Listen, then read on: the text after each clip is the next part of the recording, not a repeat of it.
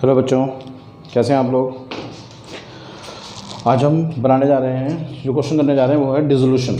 एक वीडियो में से पहले बना चुका हूँ जिसमें मैंने डिसोल्यूशन चैप्टर का इंट्रोडक्शन दिया था आपको, किस टाइप से क्वेश्चन होता है, क्यों करते हैं, रीज़न क्या क्या होता है। आज अगर आपने वो वीडियो नहीं देखी तो पहले बेटा एक बार वो वीडियो देख लो, ताकि आज जो क्वेश्चन कराऊँ करने में दिक्कत ना आए। ठीक है, ये वीडियो दूसरी वीडियो है इस चैप्टर की। आज मैं करा रहा हूँ क्वेश्चन नंबर आपको टी.एस. ग्रेवाल का 22 क्वेश्चन। ये बेटा 2020 का एडिशन है। ठीक है, बहुत अच्छा क्वेश्चन है। क्वेश्चन नंबर है आपका ये 22। जैसा आप जानते हैं इसमें बनता है रियलाइजेशन अकाउंट। ऊपर लिखेंगे हम लोग रियलाइजेशन अकाउंट। क्योंकि फर्म डिसॉल्व हो चुकी है, हमारी फर्म बंद हो रही है, तो फर्म के अंदर हमारा जो सबसे पहला जो काम होगा, जितने भी एसेट्स और लायबिलिटीज़ होंगे उनको हमें सेटल करना है। तो एसेट्स को हम सेल आउट करते हैं, लायबिलिटी को पे ऑफ करते हैं। उसके लिए अकाउंट बनाया जाता है जिसका नाम होता है realization account. Realize means sell off करना। तो पहले एसेट्स लिखेंगे हम लोग। एसेट्स में क्या क्या हमारे पास आएगा, लिखेंगे हम लोग 2 एसेट्स। देखिए क्या क्या है, बिल्डिंग है हमारे पास 45,000, मशीनरी है हमारे पास 15,000, बिल्डिंग, मशीनरी, फर्नीचर है हमारे पास 12,000, डेटर हमारे पास है 8,000, स्टॉक है हमारे पास 24,000। ठीक है बेटे, एसेट्स आ गए। इनको यहाँ लिखने के बजाय यहाँ लिखा करो, ताकि नेट अमाउंट करके यहाँ लिख दो। यहाँ भी लिख सकते हैं बट ये करना ज़्यादा बेटर है, टोटलिंग में आसानी होती है। इन सब का टोटल यहाँ करो बेटा, टोटल करके यहाँ लिख दो। तो ये आ रहा है 1,04,000। सबको क्लियर हो गए। हाँ, कुछ एसेट्स और कुछ लायबिलिटीज़ नहीं लिखते इसमें हम लोग। कौन कौन सी चीज़ें नहीं लिखते इसमें? नहीं आता cash, bank, partners, capital, partners, loan, drawings, current account, reserve fund, general reserve, P&L, WCF, contingency reserves,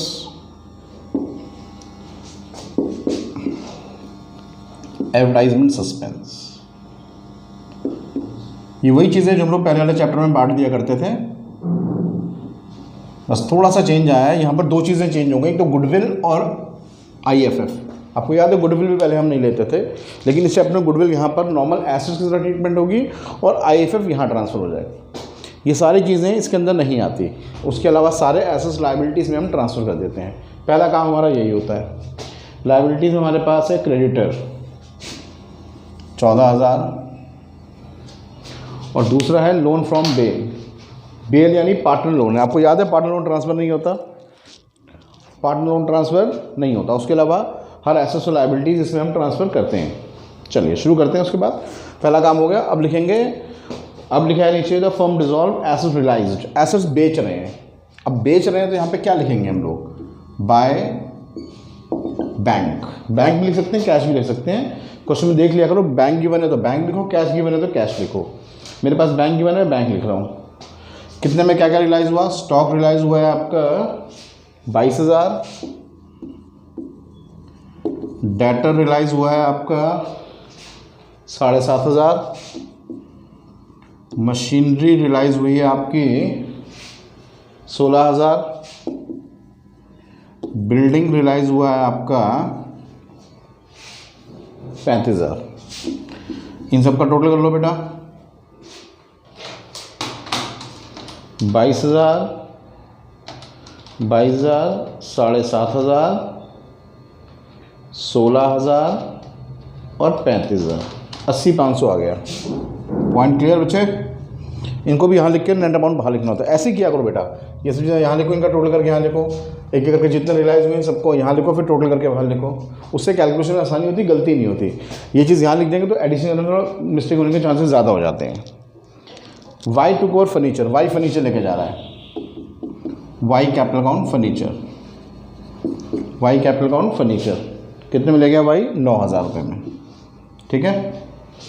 then bell accepted to 2500 full settlement of his loan. पहली बार किसी पार्टनर लोन की पेमेंट हो रही है। अब यहाँ पे नया पॉइंट आ गया, पार्टनर लोन की पेमेंट हो रही है, तो हमें क्या करना पड़ेगा, बनाना पड़ेगा partner loan account, B loan account. Balance B D लिखेंगे, बैलेंस बी डी है 3000, पेमेंट हो रही है 2500 टू बैंक। तो जो भी डिफरेंस आएगा वो कहाँ जाएगा, रियलाइजेशन, क्योंकि फर्म को फ़ायदा हो गया। 3000 के लोन के बदले 2500 की पेमेंट हुई, 500 रुपये का फ़ायदा हो गया फर्म को, यहाँ पर आएगा बाय बी लोन। ठीक है, ये नया पॉइंट था जिसके लिए मैंने क्वेश्चन कराया आपको। वैसे अगर पार्टनर लोन के बारे में कोई इन्फॉर्मेशन नहीं दी होती तो हम डायरेक्टली बैंक अकाउंट बनाते हैं और बैंक अकाउंट में यहाँ लिख देते हैं बी लोन अकाउंट। लेकिन क्योंकि यहाँ उसके बारे में इन्फॉर्मेशन दी है कि 5000 का लोन था, 2500 की पेमेंट हुई है, इसलिए लोन अकाउंट बनाया, जो फ़ायदा वो यहाँ आ गया। और मान लो अगर कहता 3000 का लोन है, 3200 की पेमेंट हुई, तो 200 रुपये यहाँ आता, वो इस साइड आ जाता। ठीक है, तो लोन अकाउंट में जो भी कम ज़्यादा डिफरेंस होगा वो रियलाइजेशन में ट्रांसफ़र होता है, क्योंकि हमारे लिए वो प्रॉफिट लॉस होता है। Expense of realization to bank, expenses है 2500। अब देखिए इस क्वेश्चन में क्वेश्चन खत्म हो गया हमारा। इस क्रेडिटर के बारे में कुछ नहीं बोला उसने कि पेमेंट करनी है नहीं करनी है, क्वेश्चन साइलेंट है। और ये बात हमेशा ध्यान रखिएगा, अगर लायबिलिटी की पेमेंट के बारे में कुछ नहीं बोलता, क्वेश्चन साइलेंट होता है, तो हम फुल पेमेंट करते हैं, फुल। 3 लायबिलिटीज़ को छोड़कर हर लायबिलिटी की फुल पेमेंट होती है। 3 कौन सी होती है जिनकी पेमेंट नहीं होती, IFF, provision for doubtful debt and depreciation reserve, depreciation reserves. ये 3 लायबिलिटी यहाँ ट्रांसफ़र होती हैं लेकिन इनकी पेमेंट नहीं होती है। इनके अलावा हर लायबिलिटी की फुल पेमेंट होती है। ठीक है, क्योंकि हमारी ये नॉन पेइंग लायबिलिटी होती है। IFF, provision for depreciation, provision for doubtful debt, ये हम बनाते हैं अपने लॉस को बचाने के लिए, एक तरह का रिजर्व प्रोविज़न होता है, तो इसलिए इसकी पेमेंट नहीं होती, क्योंकि पेइंग लायबिलिटी नहीं है, हमने किसी से बोरो नहीं किया हुआ है। ठीक है, उन्हीं की पेमेंट होती है जो पेइंग लायबिलिटी होती है, जो हमने किसी से उधार लिया होता है। सब ठीक है। अब टोटल करेंगे इसका, लॉस ट्रांसफर्ड 16500, रेशो दिया है इनका, देखो रेशो नहीं है। जब नहीं होता क्या करते हैं हम लोग, इक्वल बांट देते हैं। ठीक है, इसके बाद बनता है partner capital account, partners capital account. ऊपर लिखेंगे हम पार्टनर्स कैपिटल अकाउंट।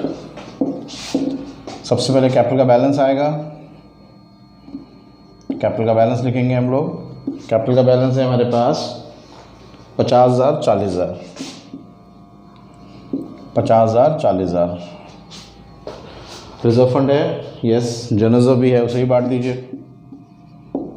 अब रेशियो नहीं दिया है, आपको पता है जब रेशियो नहीं दिया होता क्या करते हैं हम लोग, इक्वल लेते हैं। उसके बाद इधर का तो हो गया सब कुछ। अब देखिए बैंक कहाँ कहाँ यूज़ किया आपने, 1, 2, 3, नहीं पहले पार्टनर का नाम देखो कहाँ कहाँ यूज़ हुआ है, 1, 2 जगह हुआ है। किस साइड है, क्रेडिट, इसमें कहाँ आएगा, debit to realisation account, bracket में फर्नीचर,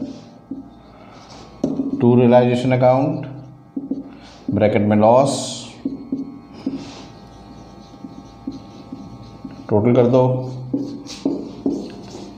जो बचेगा बैंक। देखो कितना आ रहा है, 54,000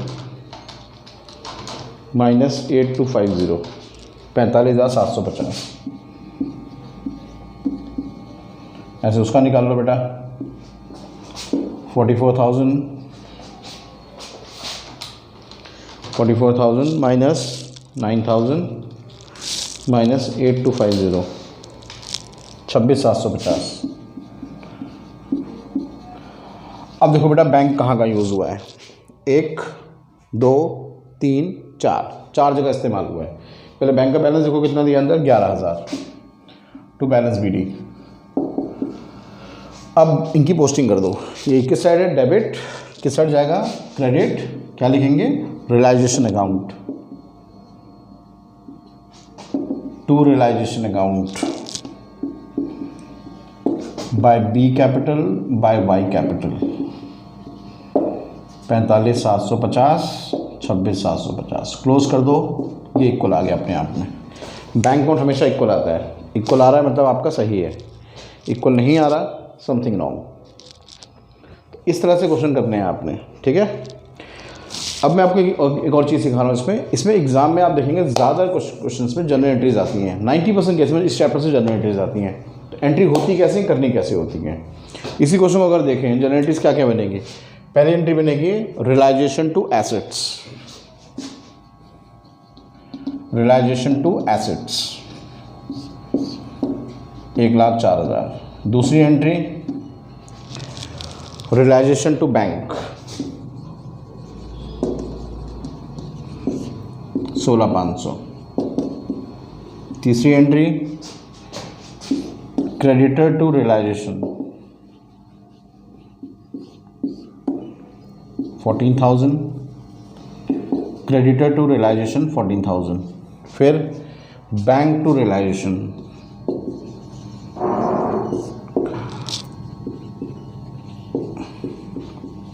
फिर wise capital to realisation, then B's loan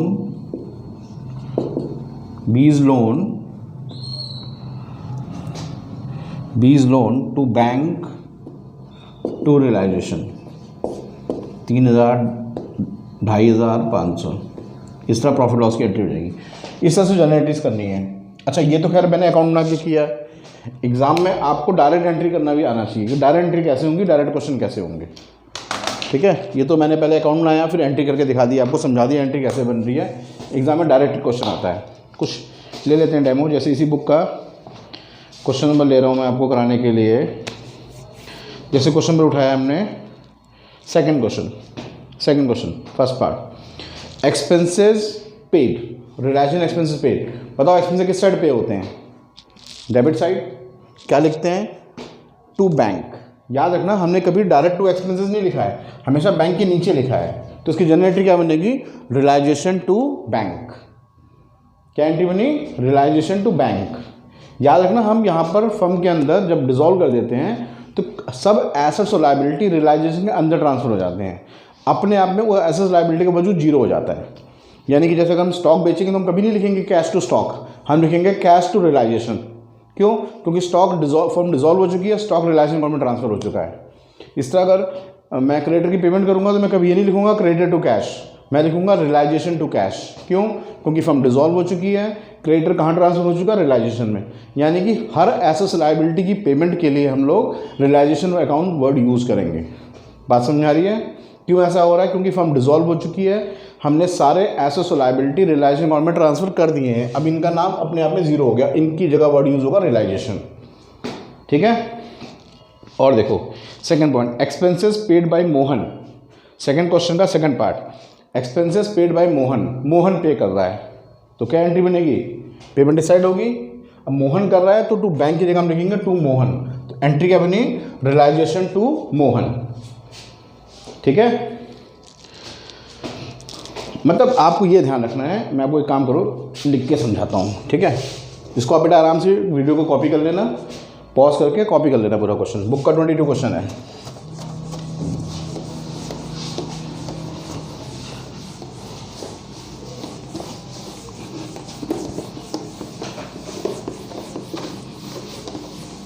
अब देखो जनरल एंट्रीज कैसे कैसे करनी है। मैंने आपसे कहा ना डायरेक्ट आपको एंट्री बनाना आना चाहिए। मैं सोचो कि आप हमेशा अकाउंट बना के एंट्री सोचोगे। एक्सपेंसेस पेड, क्वेश्चन नंबर 2 का फर्स्ट पार्ट, एक्सपेंसेस पे कर रहे हैं। जैसे मैंने आपसे कहा, आप याद करो रियलाइजेशन में किस साइड एक्सपेंसेस पे करते हो, डेबिट साइड टू बैंक। पैसा जा रहा है तो एंट्री क्या होगी, टू बैंक। किसके लिए पे किया, एक्सपेंसेस के लिए। मैंने आपसे कहा हम यहाँ पर कोई भी चीज़ अपने नाम से नहीं लिखते हैं, रियलाइजेशन के नाम से लिखते हैं। तो एंट्री क्या बनेगी, realisation account debit to bank. कितने रुपए, 1500, ठीक है। एंट्री ऐसे बन रही है और यहाँ पर हम लिखेंगे टू बैंक, तो जनरल एंट्री क्या बन गई, रियलाइजेशन टू बैंक। क्लियर है। Next point, expenses paid by Mohan. अब फर्म नहीं पे कर रही, मोहन पे कर रहा है, तो यहाँ पर हम बैंक की जगह क्या लिखेंगे, टू मोहन। तो जनरेटर क्या बन गई, realization to Mohan, Mohan capital account. कितने रुपए, 600। Next third part, Mohan was partner one of the partner asked to dissolution the firm, he received commission 2000। Firm Mohan को कमीशन दे रही है 2000 रुपये। भाई फर्म के लिए तो एक्सपेंसेस ही है, भाई मोहन को पे कर रही तो फर्म के लिए एक्सपेंसेस ही है, डेबिट में ही आएगा। और क्या आएगा, टू मोहन। एंट्री क्या बनी, realization account debit to Mohan's capital account. ठीक है ना बेटा, जनरेटिव समझ में आ रही कैसे हो रही है? भाई फर्म के लिए तो खर्चा ही है ना, डेबिट में ही आएगा, और हर चीज़ रियलाइजेशन के नाम से आएगी। Next point, motor car book value 50,000 taken over by creditor at full settlement. ध्यान देना, उसने कहा क्रेडिटर थे हमारे पास, कितने रुपए के थे क्रेडिटर? क्रेडिटर थे 40,000 के। अब वो मोटर कार ले जा रहे हैं फुल सेटलमेंट में। यहाँ पे मोटर कार हम जैसे बैंक लिखते हैं, मोटर हम क्रेडिटर थे 40,000 के, उस 40,000 के क्रेडिटर को हमने मोटर कार दे दी फुल सेटलमेंट में। फुल सेटलमेंट मतलब जो भी डिफरेंस वो डिस्काउंट है, जो डिफरेंस है वो डिस्काउंट है, ना पैसा वो हमें देगा ना उसको हम देंगे। यानी जो 10,000 का वो डिस्काउंट हो गया, हमने 40,000 के क्रेडिटर को 50,000 का सामान दे दिया, बाकी जो डिफरेंस है वो हमें उसको देने की ज़रूरत नहीं है, ना वो हमें देगा। तो ऐसे में कोई पेमेंट नहीं हुई। यहाँ पर याद रखिए, कोई सामान जब हम लायबिलिटी को देकर सेटल करते हैं उसकी नो एंट्री होती है, क्योंकि यहाँ पर से पैसे जो आते हैं जाते हैं उसको रिकॉर्ड किया जाता है। सामान के बदले सामान या लायबिलिटी के बदले सामान देकर सेटल करते हैं उसकी नो एंट्री होती है, क्योंकि पैसे की इन्वॉल्वमेंट हुई नहीं। ये बात ध्यान रखिएगा। इस चैप्टर के अंदर अगर हम किसी लायबिलिटी को कोई सामान देकर सेटल कर रहे हैं उसकी नो एंट्री होती है। रीज़न क्या है उसका? क्योंकि सामान और लायबिलिटी दोनों अब अपने आप में ख़त्म हो चुके हैं, उनको हमने रियलाइजेशन के नाम में ट्रांसफ़र कर दिया है। मैंने आपको अभी शुरू में समझाया कि यहाँ पर जब हम स्टार्ट करते हैं हमको डिसॉल्व करना, सारे एसेट्स लायबिलिटी उठा के हम रियलाइजेशन अकाउंट में डाल देते हैं। यानी स्टॉक भी अपने आप में रियलाइजेशन हो जाता है और लायबिलिटी भी अपने आप में रियलाइजेशन हो जाती हैं। तो दोनों को आपस में हम सेटल कर रहे हैं, इसलिए ना पैसा आया ना पैसा गया, इसलिए कोई एंट्री नहीं होगी। क्योंकि अगर आप यही चीज़ एडमिशन के अंदर कर रहे होते, अगर सेम चीज़ एडमिशन या रिटायरमेंट में कर रहे होते, वहाँ एंट्री आप करते creditor account debit to motor car, वहाँ जनरेटिव बनेगी, क्योंकि वहाँ पर हम लायबिलिटी को एसेट देकर सेटल कर रहे हैं, वहाँ पर हम लायबिलिटी एसेट दोनों अकाउंट बैलेंस शीट में अपीयर होते हैं। यहाँ पर क्या हुआ, फर्म डिसॉल्व हो गई है, फर्म डिसॉल्व हो गई है, तो अपने आप में जो एसेट्स और लायबिलिटी हैं सब हमने रियलाइजेशन अकाउंट में ट्रांसफर कर दिया। अब उस लायबिलिटी एसेट्स का नाम जीरो हो चुका है, उसको हम रियलाइजेशन के नाम से बुलाते हैं, इसलिए आपस में सेटल हो रहे हैं, कोई एंट्री नहीं होगी। ठीक है, तो इसकी क्या होगी फोर्थ पार्ट की एंट्री, आप लिखेंगे फोर्थ में नो एंट्री। क्यों? क्योंकि पैसा ना आया ना पैसा गया। ठीक है, क्रेडिटर को हमने सामान दे दिया इसलिए नो एंट्री हुई, क्योंकि क्रेडिटर और एसेट्स दोनों रियलाइजेशन अकाउंट में ट्रांसफर हो चुके हैं, इसीलिए। समझ में आ रहा है? ठीक है बेटा, इस तरह से करना होता है, जनरेटिव करनी होती है with narration with amount with format. ये बात का ध्यान रखना, एग्जाम में जब एंट्री करेंगे विद नरेशन विद फॉर्मेट, बच्चे अक्सर ऐसे एंट्री करते हैं, मार्क्स उठ जाएंगे इस चीज़ के। आप बेटा एक आदत डाल लो हमेशा, जब भी आप जनरेटिव करो विद नरेशन करो, आदत डाल लो हमेशा अपने, ऐसे फॉर्मेट बनाओ प्रॉपर। अरे 1 मिनट लगता है बनाने में यार। Date, particular, LF, debit, credit, जब भी करो विद नरेशन विद फॉर्मेट। चलिए अभी लेते हैं क्वेश्चन नंबर, जैसे उठाया हमने क्वेश्चन नंबर 6 ले रहे हैं। चलो 6th, cell of assets. Assets बेचा हमने, एसेट बेच रहे हैं, पैसा आ रहा है, पैसा आ रहा है, बैंक अकाउंट डेबिट, बैंक या कैश अकाउंट डेबिट, और क्या लिखेंगे हम, रियलाइजेशन। यही समझाना मैंने आपको, एसेट से लायबिलिटी अपने आप में सब खत्म होगी, क्या वर्ड यूज़ करते हैं हम लोग, रियलाइजेशन। कितने रुपए, 50,000। सेम, अब हम पेमेंट कर रहे हैं इसकी लायबिलिटीज़ की, जनरेटिव क्या बनेगी, पे कर रहे हैं, पैसा जा रहा है, टू बैंक आएगा, ऊपर क्या लिखेंगे, रियलाइजेशन। सब कुछ रियलाइजेशन के नाम से ही होगा। कितने रुपए? 10,000। Next point, 5% commission allowed to X को कमीशन दे रहे हैं। अगेन फॉर्म के लिए एक्सपेंसेस डेबिट में आएगा, क्या लिखेंगे? Realization account debit to X. ये कौन सा क्वेश्चन था? ये सेकंड था, ये आपका 6th है। Realization to X, 5% sale of assets. Asset बेचे थे हमने 50,000 में, तो 50,000 का 5% 2,500 आ गया, एक्स को कमीशन दे दिया आपने। Next point, realisation expenses 15,000, the firm agree with Amrit to 10,000। ध्यान दीजिए, बहुत अच्छा पॉइंट है ये। एक्सपेंसेस 15,000 हुए हैं, खर्च हुए हैं, और अमृत को फर्म दे रही है 10,000 रुपये। खर्च 15,000 हुए हैं, अमृत को फर्म दे रही है 10,000 रुपये। रीएम्बर्स कर रही है। रीएम्बर्स का मतलब होता है कि पहले आप खर्चा करेंगे, बाद में उसका सारा रीएम्बर्समेंट आपको मिल जाएगा। जैसे मैं एग्जांपल देता हूँ, जैसे आपने देखा होगा कि आपके पेरेंट्स बहुत सारे बच्चों की जो स्कूल की फ़ीस होती है, फ़ीस की रसीद होती है, वो ऑफिस में जमा कराते हैं, पैसे मिल जाते हैं उनको वापस। या आप कहीं फैमिली के साथ घूमने गए और आपके पापा ने जो भी खर्चा किया टूर में, ट्रेन का, बस का या फ्लाइट का, वो सारा जो भी खर्चा हुआ, सारी रसीदें अपने ऑफिस में जमा कराई और उसके पैसे मिल गए, उसे हम कहते हैं रीएम्बर्समेंट। क्या बोलते हैं? रीएम्बर्समेंट। कि पहले आप खर्चा करोगे, बाद में उसका जो भी रसीद वगैरह आप जमा कराओगे, आपको पैसे उसके वापस मिल जाएंगे, तो उसे कहते हैं रीएम्बर्समेंट। यहाँ पे खर्चे हुए 15,000 और फर्म ने अमृत को 10,000 रुपये दिए, ठीक है। तो इसकी अगर एंट्री बनेगी realisation to Amrit, realisation to Amrit 10,000 रुपये।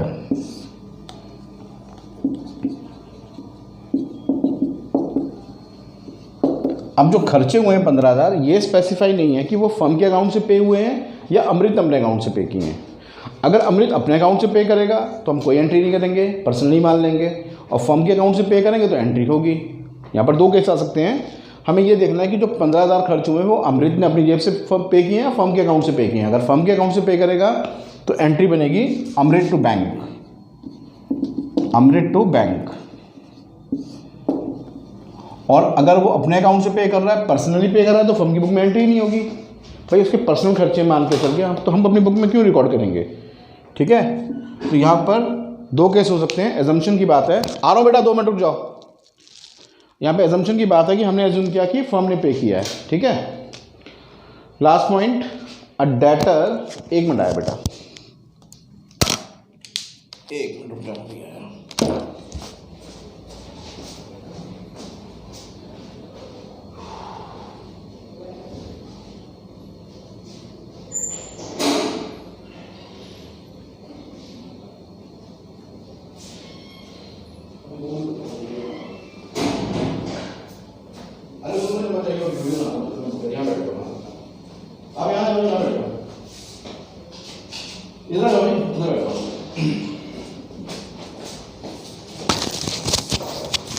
हाँ बेटा, तो मैं बता रहा था आपको कि यहाँ पर एक्सपेंसेस जो था वो फर्म ने पे किया था। हमने एज्यूम किया था कि अमृत ने फर्म के अकाउंट से पे किया, इसलिए एंट्री हुई अमृत टू बैंक। और अगर पर्सनली पे करता तो उसकी कोई एंट्री नहीं करते हैं।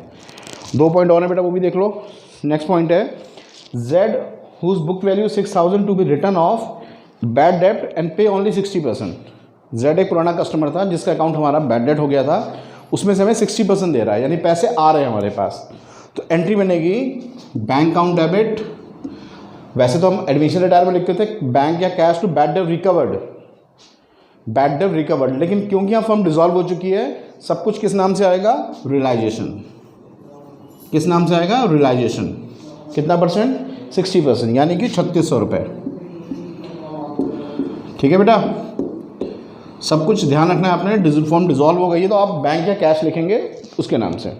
Next, investment realised for 10,000 150%। Investment हमने 150% पे बेचा है, पैसा आ रहा है bank account debit to realisation.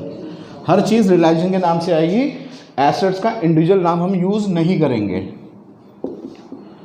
Next point, realisation expenses 10,000, the firm had agreed with Krishna to reimburse ₹7,500। Same वही पॉइंट है, एक्सपेंसेस हुए 10,000 के और firm had agreed to Krishna reimburse him 7,500। Same case आ गया, सेम।